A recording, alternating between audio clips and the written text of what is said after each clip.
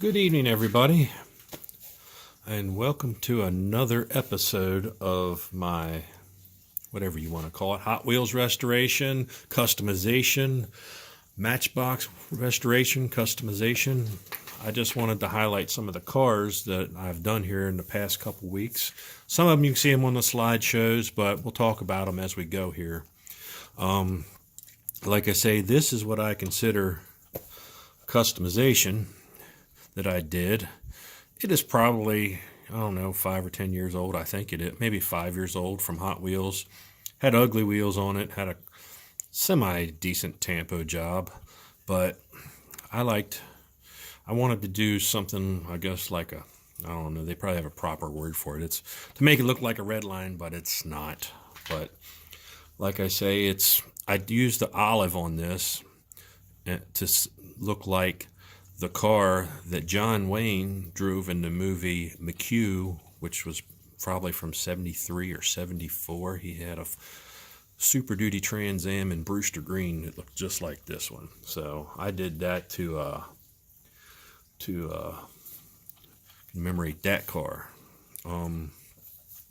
So there you go, 73 Trans Am. Okay, now this one looks a little familiar. From Bare Metal did one of these. Thank you very much for getting my start to him and to Wheels and Things. This one though, Bare Metal did his using the liquid chrome pens, which I think I have one here. One of these bad boys, and he was shooting the chrome through his airbrush, which is a cool idea. But for this one, I figured I'd try what I had. I just started zinc plating not too long ago, and it has been a total, absolute game changer. So this here is all zinc plate. It had a smashed roof. If you watch my before and afters, the roof was smashed on this. You can still see the A-pillar right here. It has a crack, but that gives it character. But like I say, the decal, I zinced it, I sanded, I zinced it, I used triple aught steel wool and kept going and going and going until I got the finish that I wanted. And then I threw the decals on. Those are John's decals from the Redline shop, and they're very nice too. And like I say, the colors are nice and vivid on those. But like I say, then I shot clear over the whole car so it won't tarnish before I assembled it. Of course, threw new red lines on it and gave this Mustang Stalker a new life. Here's the second one. Okay. Haven't seen anybody do a Roger Dodger quite to this extent. This was an original one you can see in the before and after pictures on my thing. This one was tough. I got the decals. Those are Second Chance Redlines, yes. And you have to be very, very tedious putting those decals on. Let me tell you what. And the paint is plum from John at the Redline shop. And like I say, it's the closest thing I could get to the original color. It's a little bit different, but it is what it is. But it's a nice flying from the Flying Colors series that I wanted to do one. So there you have it. There goes the damn furnace again. Now this one here is I did to represent one that I had as a kid in my younger years. It's not quite the original. It was one of the gold ones that I had, but I always loved the gold with these fancy magenta and white and orange decals on it, tampos on it. Of course, mine got destroyed. But this one here, I just used a Tamiya gold and then threw the decals on it, then cleared the whole thing. But that's as close as I can get to a gold one there, fellas. If you all got any ideas, please let me know on how to do gold chrome.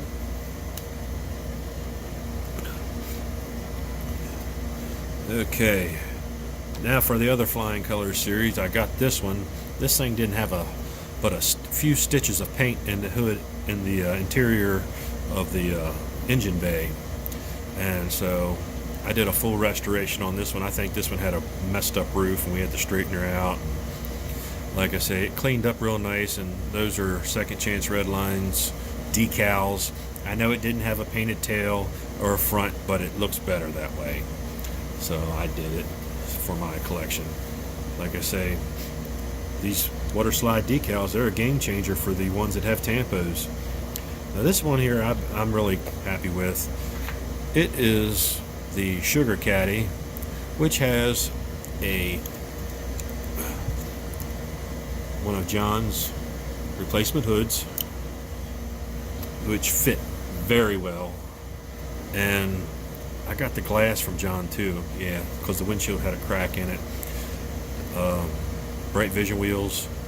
That is the hot pink. I wanted to do one in hot pink, and as you can see, it looks really cool. Use the satin black on the front. I guess that's the vinyl top stuff. And like I say, it just turned out really good. I was going to paint the interior white, but I didn't. But I think it would look better with white interior. I wanted to look for that. I wanted to go for the 70s Pitmobile look, and I think I got it pretty good, but I think the white interior would have hit it more. But I left the interior original in it. So that one's been sitting around here half apart for about a year now, and I finally got it done. Now this one here is a custom. It is zinked and painted and got Redline shop decals on it and Bright Vision wheels, deep dish, and I painted the interior white because it sets it off. This is creamy pink. I think this is the casting that came out probably within the past 5 years ago, before Hot Wheels cars really got stupid again with their tampos and their designs. They were putting out a lot of good cars back about 5 to 10 years ago. And I had one of these. It was like chrome yellow, or it was yellow metallic. I said, hey, I know what I can do with that. So here you have it. It's my rendition of the original Olds 442, which is too damn expensive for me to even find a junker. So I had to do this one. Plastic base and all, but it turned out all right. And you just saw me on my last video, my Mighty Maverick.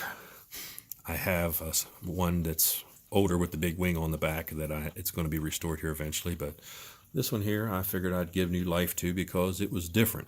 It's painted back to the original color, put the original decals back on it. Yeah, I painted the grill and painted the tail, but it looks better that way. But other than that, I tried to keep it as stock as possible. And I can't remember the damn name of this again. I just started a new video in here. I forgot to look it up. But I think it was based off the old Snake and Mongoose cars, but by 73, 74, it looked like this. And this was another one that I haven't seen anybody did, so I did it. And then put, Second Chance Redlines decals and cleared the whole thing with just some Tamiya regular blue. And it turned out real nice. So, and since they got those wheels crimped in there, the wheels weren't that bad, so I dumped them. I dunked the wheels on the car in a little thing of Mopping Glow. So there you have it. Mopping Glow also makes fenders on vintage Honda 3-wheelers shine like new too. And I just assembled this one on my last video. Custom Barracuda. This is a beautiful car in gold, with your deep dish wheels that I love. It has a replacement hood, which works correctly. Like I say, I put my hoods on before I zinc them. That way the hoods get zinced and everything all matches. And I mean, as you can see, there's no toning problems or anything. Even got most of this thing was pitted up on the roof really bad, and you can just barely see it. So it turned out really nice. And last but not least is my King Cuda, which I am waiting on wheels, and I need to order decals, which I forgot to do.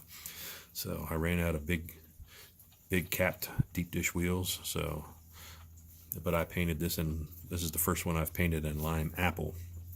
So, and I still haven't finished my Matchbox Mercedes. What is that, a 230 SL? I'll get that one on the next one. I got to customize the window. It's getting late and it's supposed to snow tomorrow, and I end up having to plow snow for the county here, and that's all I've been doing all weekend already. You get 2 inches of snow and everybody freaks out. So hope you all have a nice weekend. Hope it's sunny and warm wherever you are, because when it's cold, rainy, and windy here, it sucks. Have a nice weekend. Let me know what you think, and we'll try to do a full one single restoration on here in the near future.